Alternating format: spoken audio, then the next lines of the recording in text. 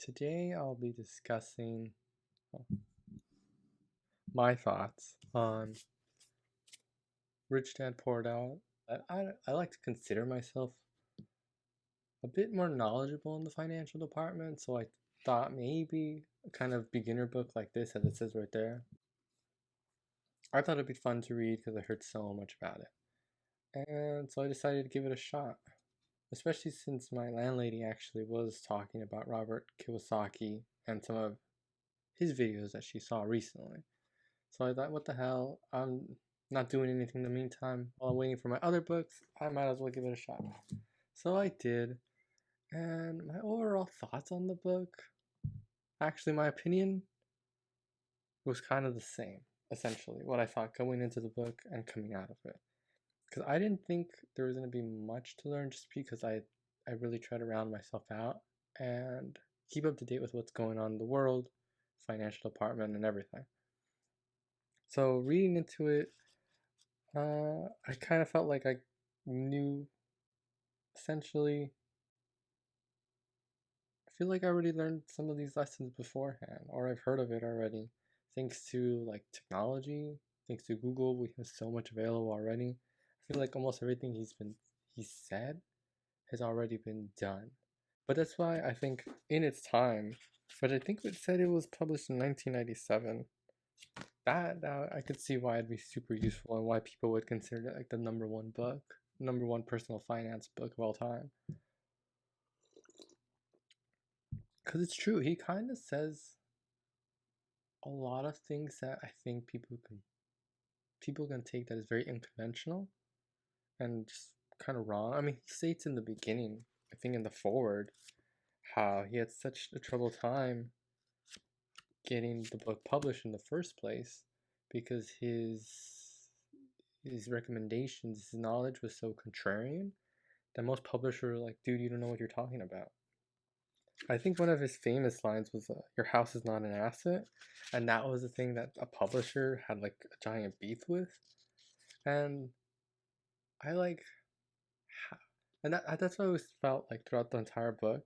That's what kind of like his thing that he does. He just says a really contrarian statement, inflammatory remarks, and then he just kind of does that. And then once he starts to get into the details of it all, it's like, oh yeah, that's a total reasonable position. Like, and that's how I felt for the majority of the book. There are so many parts where he's like, pay yourself first, or what was it? Where he talks about greed and how everyone's motivated by fear, and it's like, that's not necessarily untrue. It's just like there's just more to it. And then as you progress through the book, he's like, yeah, there is more to it actually. He even says later throughout the book, I just like to say things like inflammatory remarks just to get like attention, which is smart, which is just marketing essentially. Really felt I'm kind of just being talked down to as well because in the beginning of the book, he goes over details about how he's just a young boy with his friend Mike, and they go talk to his rich dad, and like the rich dad is just like so condescending. Like I mean, granted, but that's why I think like I don't want to say the book didn't age well, but it's like yeah, I think there should be like a modern version of Rich Dad Poor Dad now. So I think back in its day, it was definitely a great book. I could see why people recommend it so much. I don't think people were saying what he was saying at the time, but now I feel like I don't want to say that it's common sense, but a lot of what he's what he says is now more readily available. And after everything, it's just like, yeah, carrying on too much debt, like a house, can eventually screw you over. But then again, can anything? If I buy a car that I can afford. Some more thoughts about my book.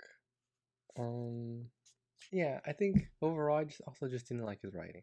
All these stories seem very fake and very like all it's all in your head. Because there's so many moments in the book where he's like, or where somebody, like some sort of authoritative figure says like, something factual, like, like he talked about having an interview with a writer, I don't know, some journalist, and how she eventually wants to be a writer and be as successful as he is. And then he tells her, go to a salesman class. And then she gets super offended. She's like, no, what? I don't want to be a salesman. And then he's like, look at the cover of my book. No, it doesn't actually say it. But, or maybe it was a different book. And he's like, look at the cover of my book. And it says, #1 best-selling book. The keyword is selling. And she's like, oh, I should have known. Like, oh, come on. Like, come on. That's got to... It feels really scripted. Like, that felt really scripted and ungenuine. And it just felt like, yeah, he kind of made it up in the spot. Like, just to sound really cool. Because there's a lot of those moments in the book. It seemed really fake to me. I don't know if this guy's even real. No, but I did think that was a fun read. I think I read it in like a week. There really wasn't much to do besides read this one because I was waiting for my other books. Yeah, I don't know. But essentially my overall feelings about the book were only like the last 4, I think, /3. I think I only like the last 3. Oh, see, look. Oh, here's the part. See, it's so easy to find the parts that I'm talking about that I disliked. Because it says right here, my highly educated dad always encouraged me to land a good job with a strong corporation. He spoke of the virtues of working your way up the corporate ladder.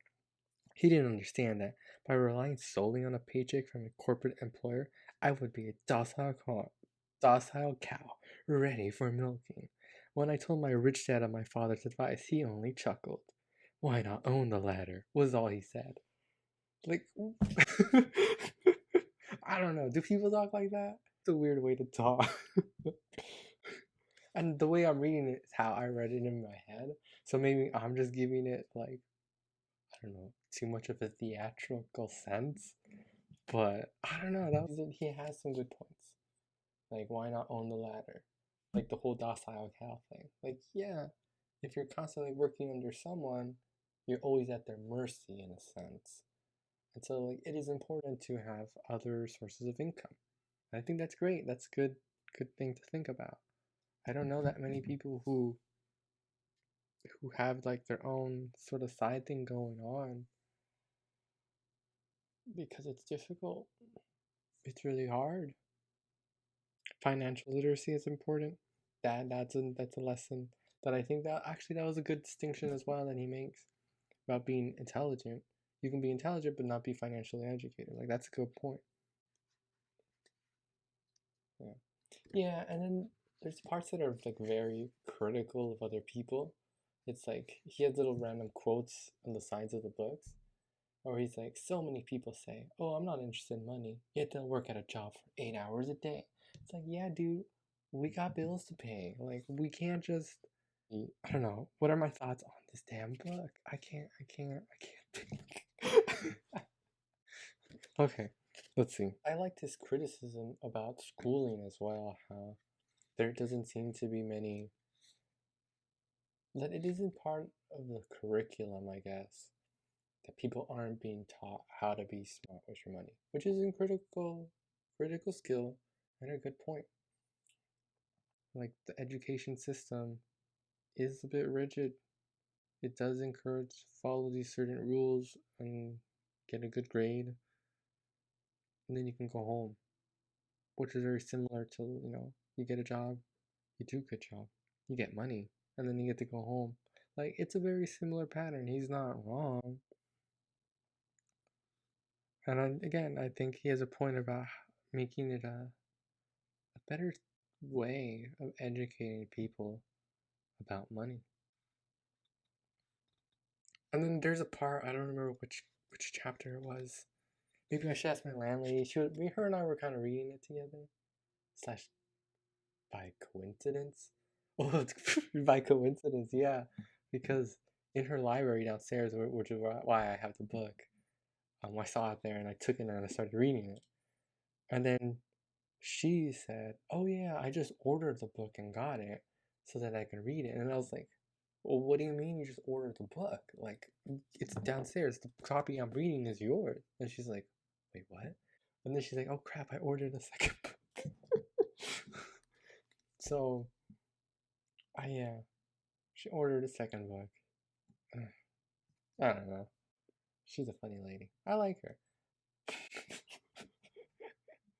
But, like, yeah, so that's why I started reading the book. It was just a coincidence, man. It's like, so again, I feel like he just says things to break that conventional wisdom, which I think is an important thing because I feel like you can get into a bit of an echo chamber. So someone just yelling the opposite is a good way to get you thinking differently, which is how I took the book. I took the book as getting a way to think differently. Why is he referring to himself in third person sometimes? I really liked the ending more than the beginnings because later on he you talk about a bunch of stuff. He says a lot of things, which is great. But it's like I would like to hear like steps that I can take, and that's why I think I like the thing he mentions about taking more risk because he allows like, oh, that's a good point, and you know what, maybe I should dump all my money in there. And then he has a section where he actually starts to go over. Let's see if I can find the page about getting started. And I'm like, oh, that's great. I like it. If you're gonna talk about stuff like self-help, self-improvement, or whatnot, and then you actually go over some tips about how you can do it yourself. Like that's really useful. Find a reason greater than reality. The power of spirit. I like having those little further steps that you can go for. And I'd like right here, number 2, make daily choices. The power of choice.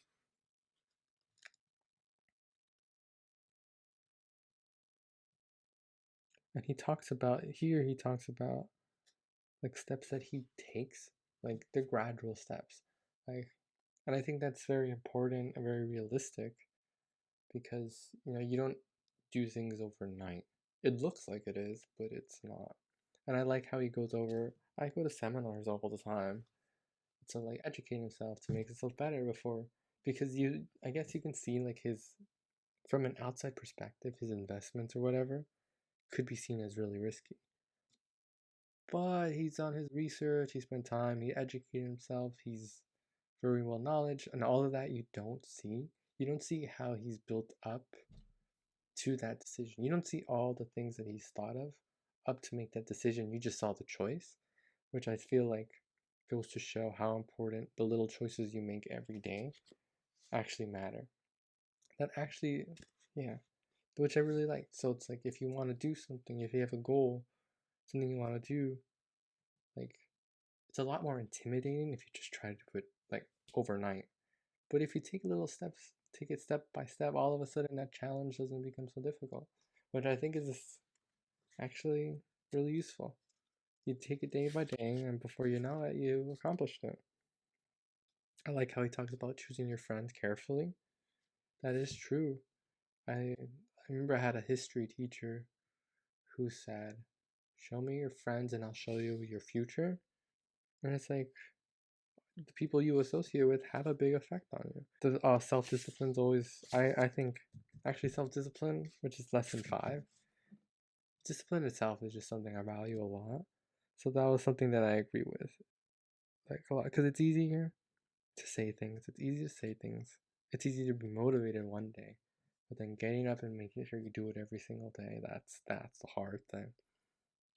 Like going to the gym, that's a hard thing to do. And if you ask people who go to the gym all the time, they probably don't enjoy it. They probably don't want to be there some days, you know? But it's like you do it for yourself. You do it because, you know, it's good for you. Which is why I really like discipline. I think discipline's super important. Let's see what else is there. Oh yeah, there you go. He talks about successfully pay yourself first, but then he goes in chapter 8. He goes into like a more detailed explanation about it. Well, also in the chapter, but like here too. And it's like, oh yes, that nuanced detail is what I like. and which is why I didn't like those broad statements earlier. Those really just kind of annoying. But once you got into the details, something I really appreciated. Pay your brokers well. Again, like I feel like that's also like the power of association. You treat people like right. You try to. I feel like it's a bit of respect. Like, hey, we don't know everything. And it's like you really gotta hear what the other person has to say. The people you're working with. I don't know. I don't know what I overall give the book. Mm, what should I give it? Is it a B? C. It's a fine book. Would I give it to people? Would I recommend it? Not really. Yeah, I'll say that. Do I recommend this book? Not really. Um, I think most of the things. I feel like you could shorten the book out, personally. But again, I feel like at the time it was probably really good. It probably really stood out.